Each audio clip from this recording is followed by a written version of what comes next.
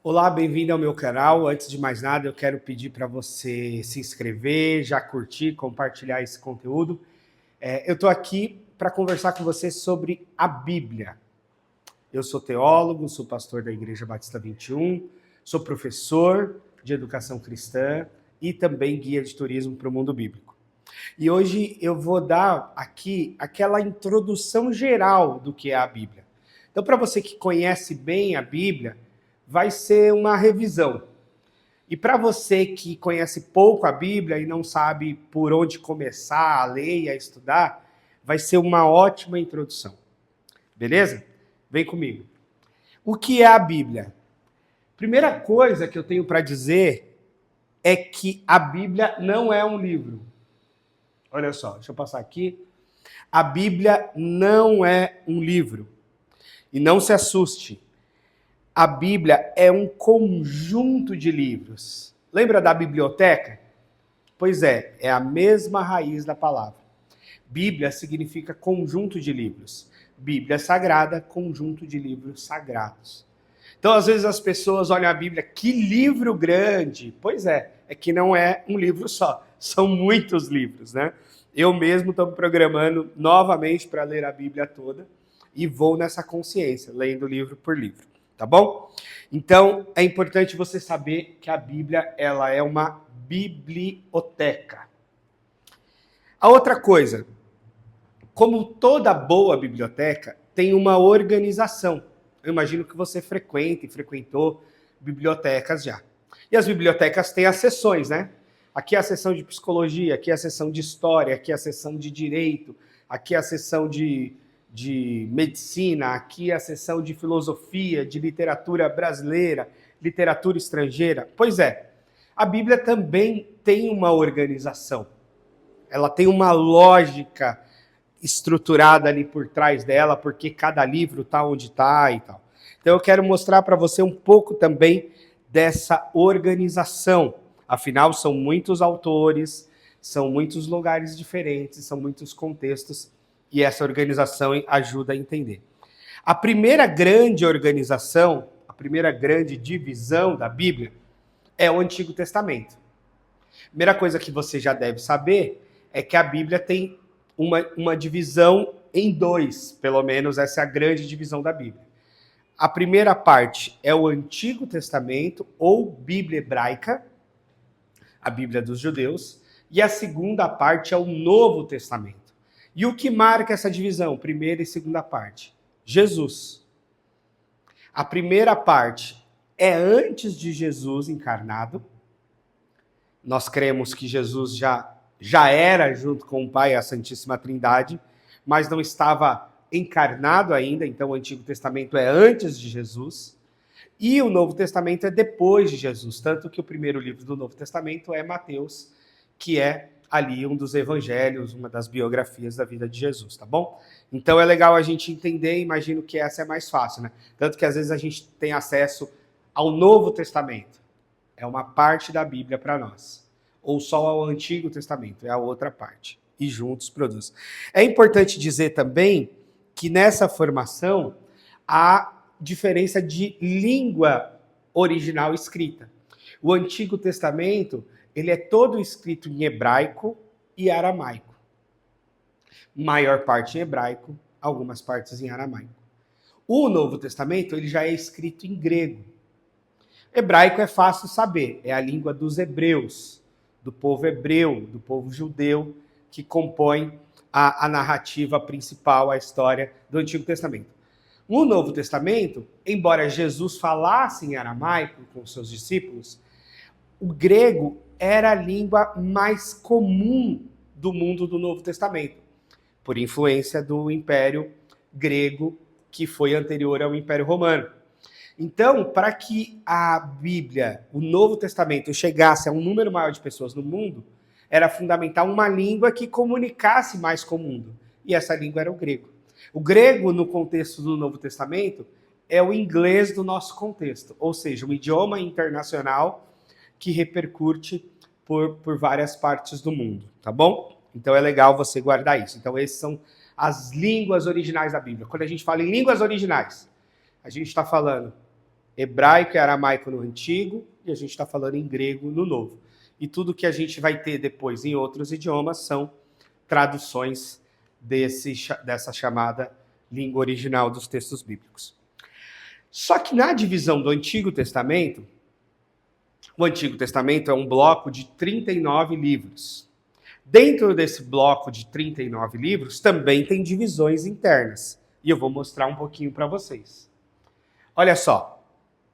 A primeira divisão é o que a gente chama de Pentateuco, ou os judeus chamariam de Torá.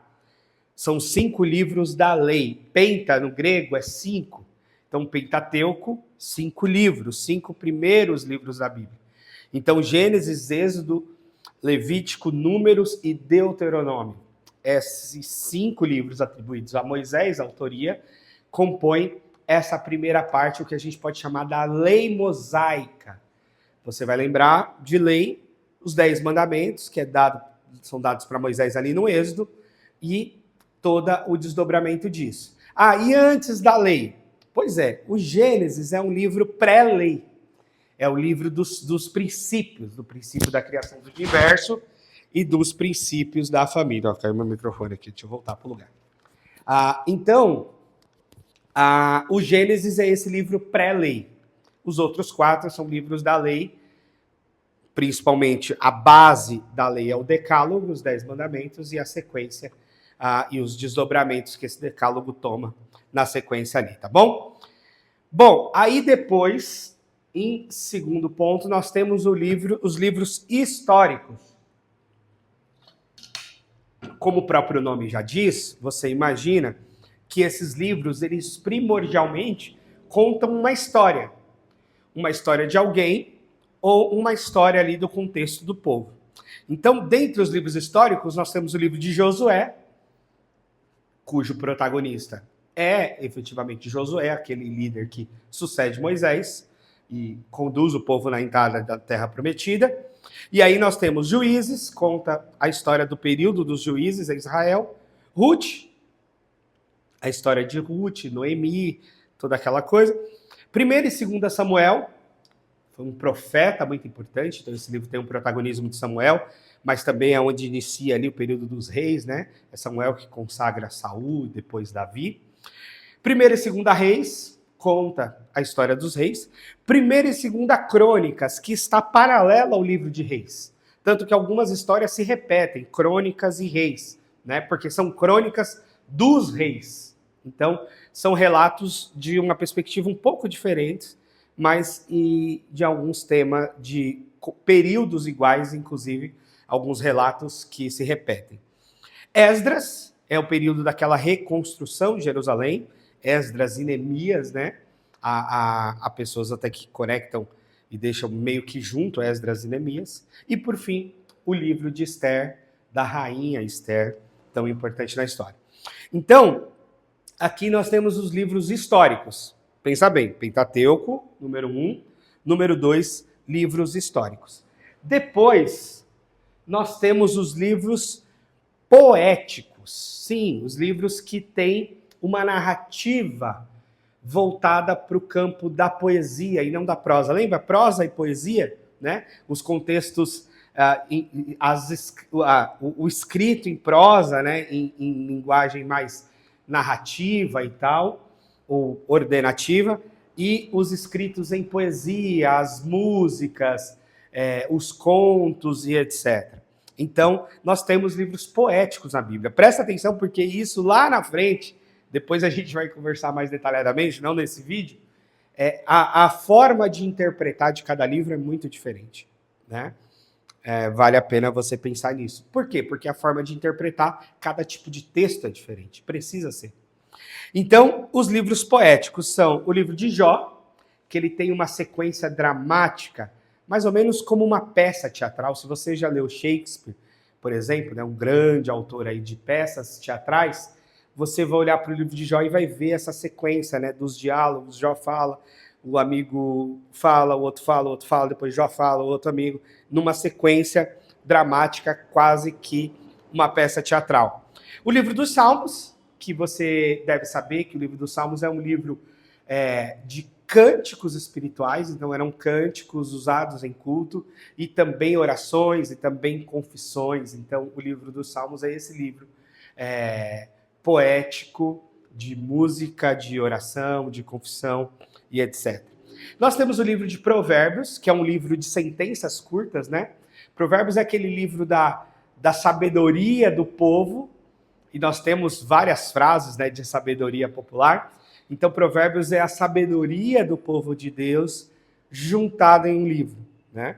E aí são várias sentenças ali sobre vários temas. Eclesiastes é um livro também atribuído a Salomão, e seria um livro já da sua última fase de vida. Alguns acham um livro até meio depressivo, mas eu gosto de pensar mais num livro existencialista e reflexivo, né, sobre o sentido da vida. E, por fim, não menos importante, o livro de Cantares, que é uma literatura romântica, para não dizer, ou dizendo, erótica da Bíblia. Sim, o amor tem lugar na Bíblia, o erotismo relacional ali do homem e da mulher tem lugar na Bíblia, e é no livro de Cantares, tá bom? Então, esse é o ponto 3. O ponto 4 são os dos profetas. Na verdade, os profetas, nós temos profetas maiores e menores, tá? Então, qual é a diferença? O livro de profetas maiores e menores é mais o volume dos textos.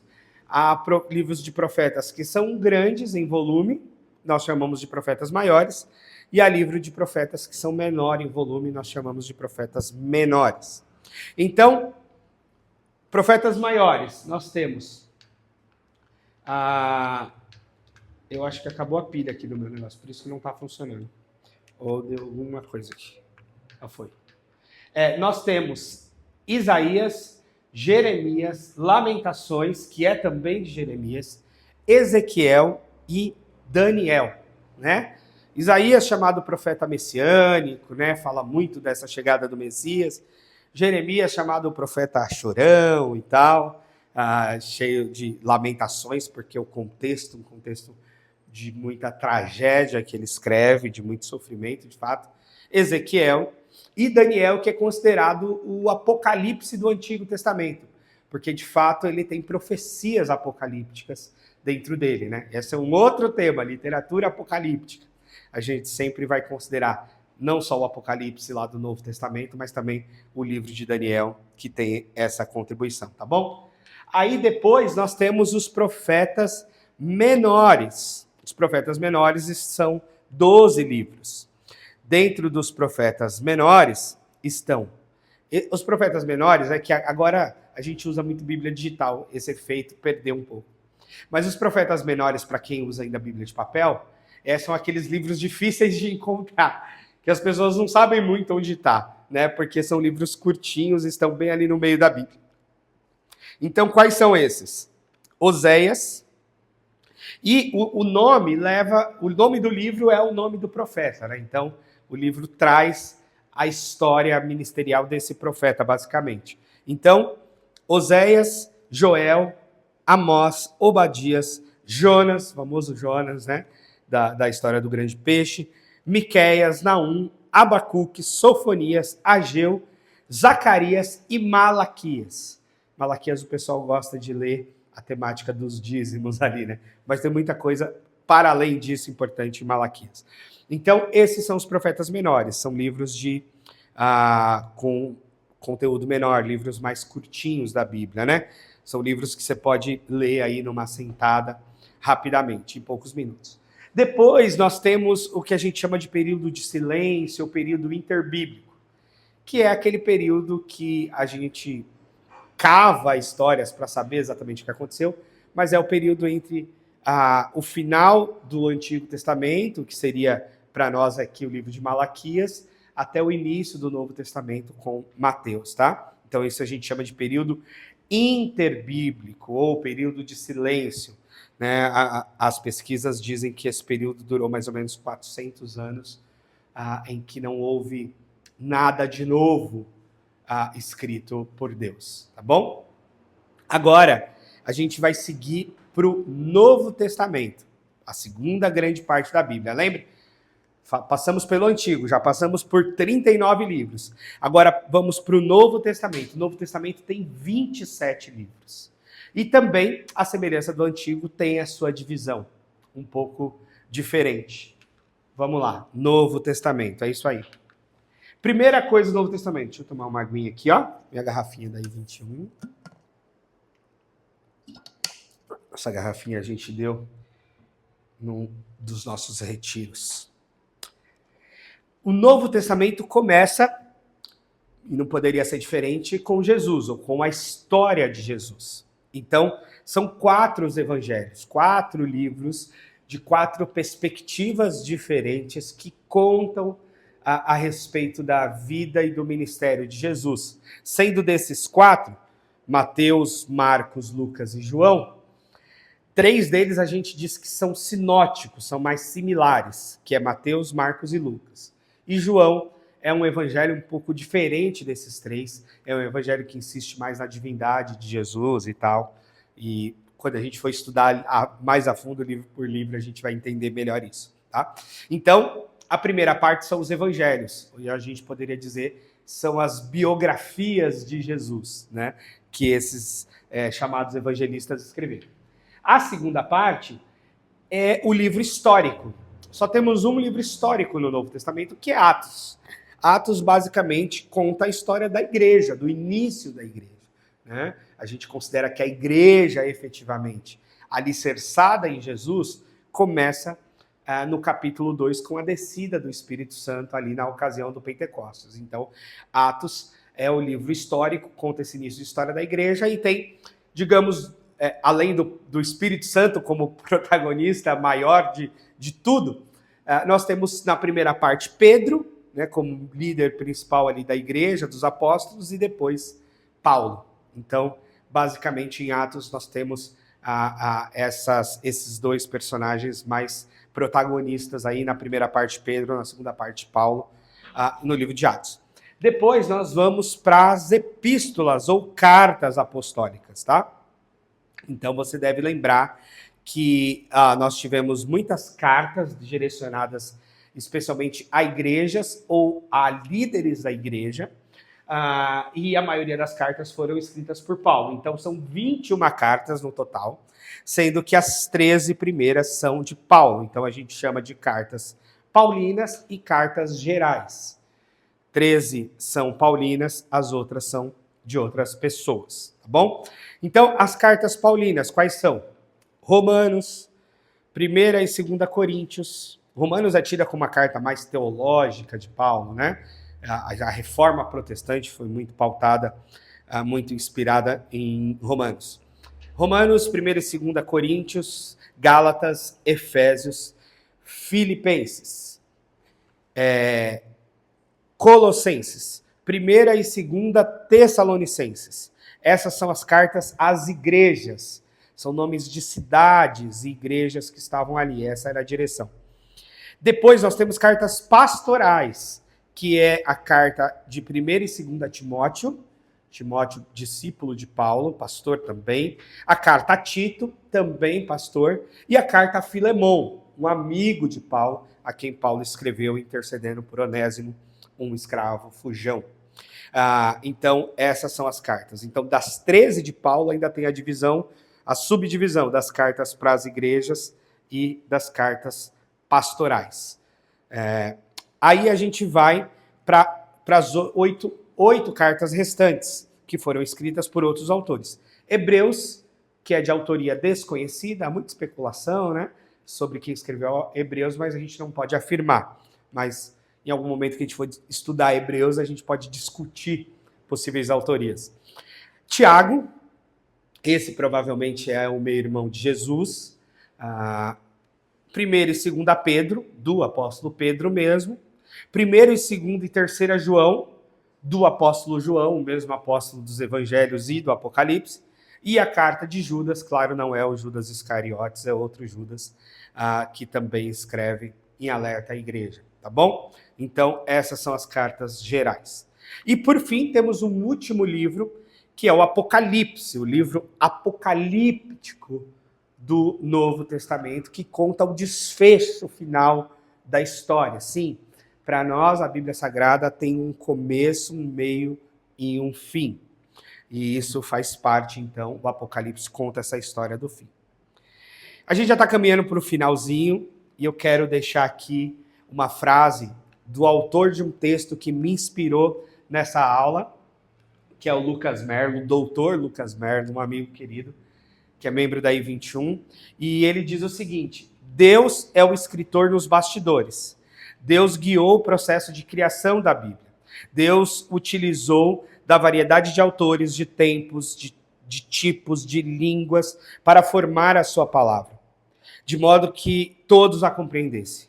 Assim, se comunicou com o ser humano em palavras humanas sobre coisas divinas. Então a Bíblia, ela é essa beleza, porque ela são diversos autores humanos, mas nessa ação divina de Deus se revelando a nós por meio desses autores, dessas histórias muito humanas, diga-se de passagem, mas nos inspirando e nos direcionando a coisas divinas. Então, gratidão aqui ao Lucas por essa contribuição. Então, por fim, resumão agora, hein? Para você não esquecer mais. A Bíblia é uma biblioteca. Ela possui 66 livros. Então, se você lê a Bíblia toda, você pode dizer: eu li 66 livros, porque é o que existe nela de fato. Dos quais 39 são do Antigo Testamento. Ah, eu li o Antigo Testamento. Então você leu 39 livros. Ah, eu vou ler o Novo Testamento. Então serão 27 livros. A língua em que foi escrita em hebraico, em aramaico e em grego. Hebraico e aramaico antigo, grego o Novo Testamento. Possui uma variedade de tipos de textos. Leis, narrativas, poesia, cartas, ditos populares e apocalipses, essas revelações sobre o fim, né? Então é muito importante saber ler cada tipo de texto. A gente pode aprofundar nisso num outro vídeo a respeito de hermenêutica, essa técnica de interpretação muito necessária à Bíblia Sagrada. E é compreendida como palavra de Deus, é a régua de aferir a vida do cristão. Eu, como pastor batista, carrego com muita clareza a Bíblia como única regra de fé e prática. Esse é um fundamento para nós.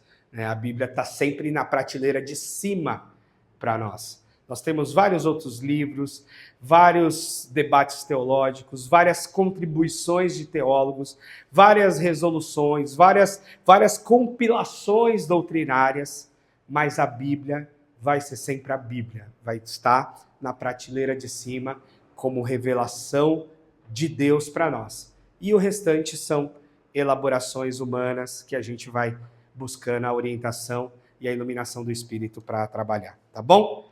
Muitíssimo obrigado. Tá aqui o Instagram meu, do Diego Kaufmann, aliás, obrigado Diego Kaufmann, o Diegão tá me gravando aqui e também foi quem preparou esses slides, então uma contribuição importante. O Lucas eu já citei, foi o texto base para essa aula, e a Igreja Batista 21 é a minha comunidade de fé, é inclusive o espaço onde eu estou gravando agora, tá bom?